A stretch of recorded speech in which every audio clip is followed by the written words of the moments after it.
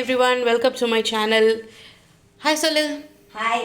Okay, so இன்றைக்கி அவனுக்கு பிடிச்சது நேற்றே சொல்லிட்டான், என்கிட்ட மெனு சொல்லிட்டான். அம்மா எனக்கு பூரியும் கிழங்கும் கொடுத்து விட்ருங்க அப்படின்னு.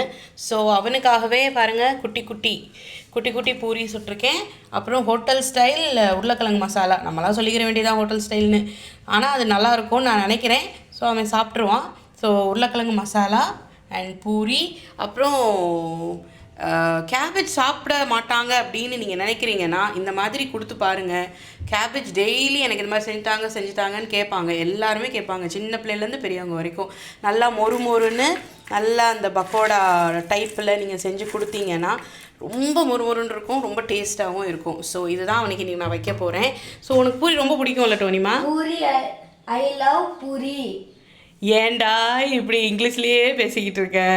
எனக்கு பூரி பிடிக்கும், தமிழில் சொல்லிட்டா. எனக்கு பூரி பிடிக்கும். நம்ம எங்கடா இருக்கோம்? தமிழ்நாட்டில் தானே இருக்கோம். ஓகே, அவசரத்துக்கு இங்கிலீஷ் யூஸ் பண்ணிக்கலாம், சரியா? ஓகே சரி. நேற்றுக்கு பிரியாணி சாப்பிட்டியா? கேளுங்கங்க என்னென்ன சொல்கிறான் அப்படின்னு. நான் எக்கு கொஞ்சம் சாப்பிட்டேன். அப்புறம் வேறு என்ன சாப்பிட்டேன்? பிரியாணி ஒரு தட்டுக்கு கொடுத்துட்டேன்.